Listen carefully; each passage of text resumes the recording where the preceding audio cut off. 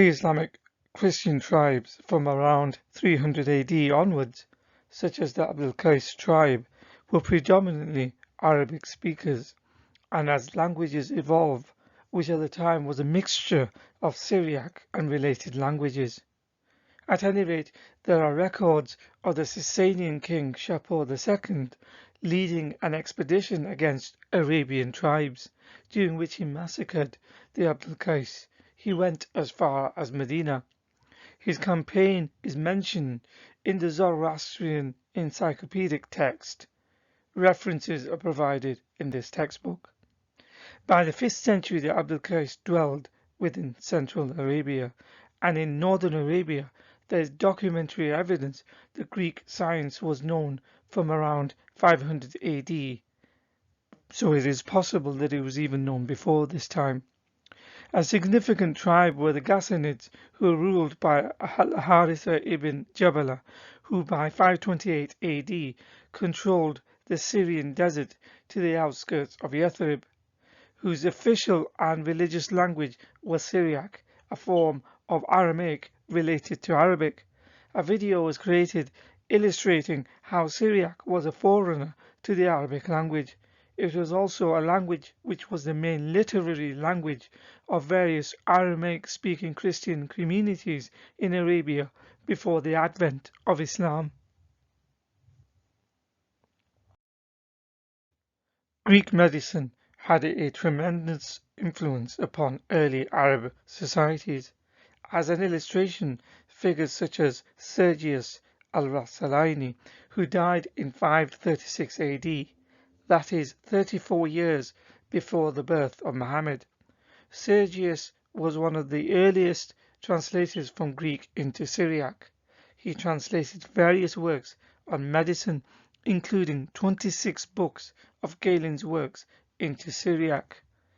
Sergius's works made them available to the Arabic-speaking people living within the Arabian Peninsula, who inhabited large parts of these areas, including to the people within Muhammad's own habitation of Mecca and Medina.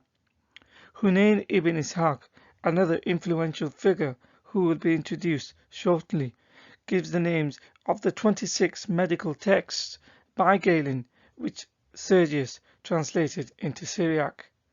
More information about this is found in this work written by the world's foremost expert in the field of Syriac studies, Oxford University's Professor Sebastian Brock. After Muhammad, the conquering Arabs, such as the Abbasid Caliphate of the late 8th and 9th century, compelled the Nestorian Christians to translate their Syriac texts of Greek medicine into Arabic. More detail on this will be covered later. In addition, this information can be found in the book Islam, the Honest Truth. A copy of the Syriac Galen palimpsest, translated by Sergius from Greek to Syriac, is pictured here. In terms of its importance, it is considered crucial as it elucidates the role that Sergius played in the transmission of medical knowledge from Greek into Arabic. For more information, consider reading this research found in the Journal of Semitic Studies. The significance of the document is lauded even within Islamic articles, such as this one, which has the title The Syriac Galen Palimpsest, Digital Recovery of a Missing Link Between Greek and Islamic Science. It goes on to explain the reason why it is important, because Sergius's translations of Galen were copied and recopied for centuries and eventually became a bridge for moving the medical expertise of the ancient Greeks to later Islamic societies. This is because Syriac texts were much easier than Greek ones to translate into Arabic. The full link to the article is below. Such was the importance of Syriac and the documents that were written in it that Muhammad ordered his companions to learn it. In Jami' Tirmizi 2715, Muhammad ordered his scribe and the man who would eventually go on to write down the Quran and the chief recorder of the Quran, Zayd ibn Thabit, to learn Syriac.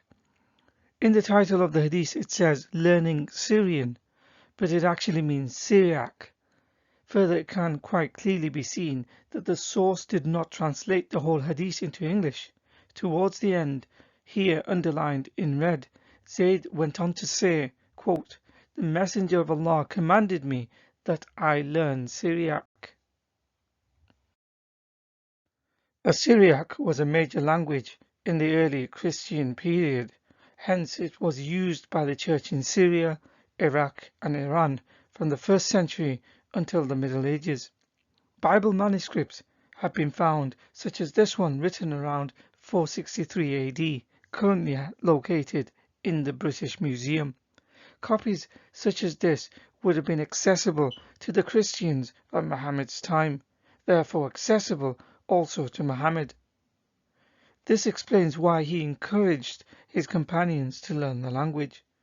The translation from Syriac to Arabic would have been easy, as the two languages share many characteristics and share similar grammar. A name that has been mentioned previously is that of Hunayn, who is a Nestorian Christian physician known to Europeans as Johannes. He also composed a number of original medical writings, including the influential Questions on Medicine for Beginners, which later in Europe, through a Latin version, was called the Aisogorge. His work established the basic conceptual framework of medieval and early medical knowledge. Some of the works of Galen translated by Arabs closer to Muhammad's time were made about 840 AD. This is approximately 700 years after Galen lived. Galen's major physiological writing on the usefulness of the parts, though written in Greek, is usually referred to by its Latin title, which was translated into Arabic from a Syriac text now lost. It was done by Hubaysh, the nephew of Hunayn.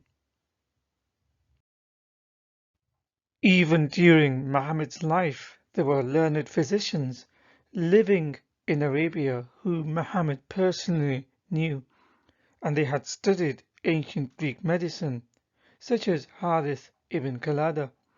Ibn Kalada was born about the middle of the 6th century at Ta'if, from the tribe of Banu Thaqif. Ibn Kalada travelled through Arabia, Yemen and then Persia. He was intimately acquainted with the medical teachings of Aristotle, Hippocrates and Galen. Such was his expertise that he practiced as a physician in Persia. During this time he was called to the court of King Khosrow. He came back to Arabia about the beginning of Islam and settled down at Ta'if, a place where Muhammad had visited and sought refuge in 619 AD. Ibn Kalada was a contemporary of Muhammad and died during the Caliphate of Umar. In the book written by Dr. Muhammad Zubair Siddiqui, Studies in Arabic and Persian Medical Literature, on page 7, he says, though Harith ibn Kalada did not write any books on medicine, his views on many medical problems are preserved in his conversation with Khosrow, going on to say he showed acquaintance with Greek medicine. Where Ibn Kalada studied and what he studied can be found with more references in this book by Professor Dr. Irfan Shahid, called Byzantium and the Arabs in the 6th Century, Part 2, published by Harvard University Press. From pages 176 to 178, he writes about the Greek influence upon pre-Islamic Arabs, such as the Ghassanids, and that some Greek medical terms eventually became Arabic words. On page 179, he writes that Ibn Khalada travelled to Gandhashapur, the intellectual centre of the Sassanid Empire, in search of medical knowledge. Before the advent of Islam, it was the prime and prestigious centre of learning in the area where Greek medicine was taught. The influence of Gandhashapur upon Islamic societies will be discussed in another video. Ibn Khalada's son was another pagan physician who lived around Muhammad's time. His name was Nadr bin al-Haris. He was a cousin of Muhammad and had also visited the court of Khosrow. However, he was not sympathetic to Muhammad and accuses him of plagiarism, which is referenced in the Quran and by its associated commentaries. Muhammad never forgave him for this, and when he was taken prisoner at the Battle of Badr, Muhammad put him to death by beheading. Ibn Kathir also mentions this incident in his commentary and states Quran 8:31 was revealed about Nadr bin al-Haris. Here is a famous painting from the Middle Ages depicting the incident. Although Islamic literature describes in quite derogatory terms as any period before the advent of Islam as Jahiliyyah to mean the period of ignorance, in fact this could not be further away from the truth. Not only were there religions such as Judaism and Christianity who upheld morals and teachings that later got incorporated into Islam. Not only were pre-Islamic Arabs known for their eloquence in the Arabic language, not only were there intellectual centers of learning with the promotion of education and science commonplace, such as Gandhashapur University was just mentioned. Another one is the Alexandria School of Medicine, which was one of the oldest empirical educational institutions in the history of medicine, initiated during the Hellenistic period in the city of Alexandria in 311 BC. During Muhammad's lifetime, some of the medical knowledge was conserved by Arab scholars, as explained by this research article by Dr. Salam. Professor Mustafa Demisi from the University of Selçuk in Turkey discusses how the medical school was re-established in Alexandria using the books of Galen as their foundational texts, and how this was passed on to the Muslims. What all this shows is that there were ample opportunity for Muhammad and the people around him to have heard of the embryological and other scientific theories of Aristotle, Hippocrates, Galen and others when they went to seek treatment from local physicians such as Ibn Khalada, Hunayn and other local physicians. Though there is a tendency amongst modern Muslims to try and distance themselves from the embarrassment of connecting Islam to any knowledge gained from pre-Islamic Greek pagan scholars. Early Muslims, however, acknowledged the influence of the Greeks and its subsequent impact upon later Arabic and Islamic knowledge. Here is an Arabic manuscript called Sokrat from the 13th century depicting Socrates, who was the teacher of Plato, in discussion with his pupils. And here is another medieval Arabic representation currently housed in the British Library, this time of Aristotle teaching a student. From all this, and from what has been shown previously, it can be deduced that there can be no doubt that Greek knowledge played a crucial role in the transmission of classical knowledge to the Islamic world, who went on to preserve ancient Greek knowledge. This action later brought upon the flourishing of Islamic arts, architecture, literature, philosophy, sciences, and technological achievements. Prominent Muslim historians acknowledged this.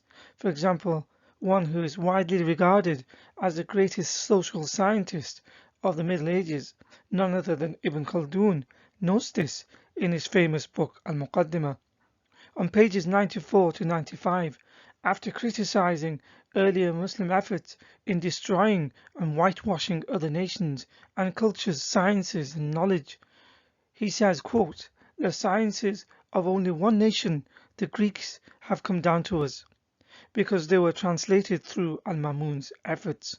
He was successful in this direction because he had many translators at his disposal and spent much money in this connection." However, without any acknowledgement whatsoever to other civilizations and their cultures, such as the Greeks, Christians, Jews, Indians, and Persians, from which the foundations of Islam were built, today's Muslims often like to take all the credit when they refer to the scientific contributions made by the Islamic world when describing the enduring legacy of the Muslim civilization, which flourished during the 8th and 16th centuries. This period is also known as the Islamic Golden Age or Arabic Science phase because of the majority of texts that were translated from other languages such as Greek into Arabic. Incidentally, even this was done with the help of non-Muslim Arabs.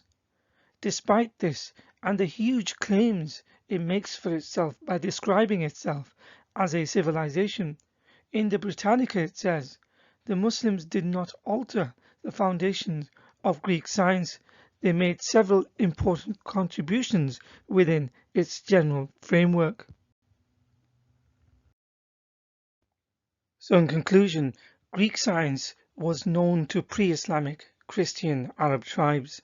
Figures such as Sergius al-Rasalaini, whose works on medicine included 26 books of Galen's works. It is one of the earliest translations found from Greek into Syriac. Another figure called Hunayn, a Nestorian Christian, translated many of Sergius's works into Arabic during early Islam. Syriac was a language that bridged Arabic to Greek, and due to its similarity to Arabic, manuscripts, whether it be Bibles or medical texts, were later translated into Arabic.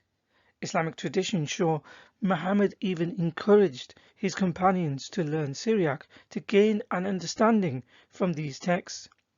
There were contemporaries to Muhammad who were familiar with Greek and Persian medicine, and there were pre-Islamic centers of learning such as the Alexandria School of Medicine and the University of Gandeshapur. Some of the knowledge gained from these institutions were preserved and passed on to Arabs and Muslims over the subsequent years. Early Muslims took pride of the knowledge that was acquired and gained from the Greeks and others such as the Persians. In modern times there is, however, a tendency for Islamic sources to completely whitewash any connection to this fact by not referencing or giving any credit to the pre-Islamic non-Muslims, or how the Muslims subsequently benefited from them, incidentally without which the so-called Muslim civilization would never have developed.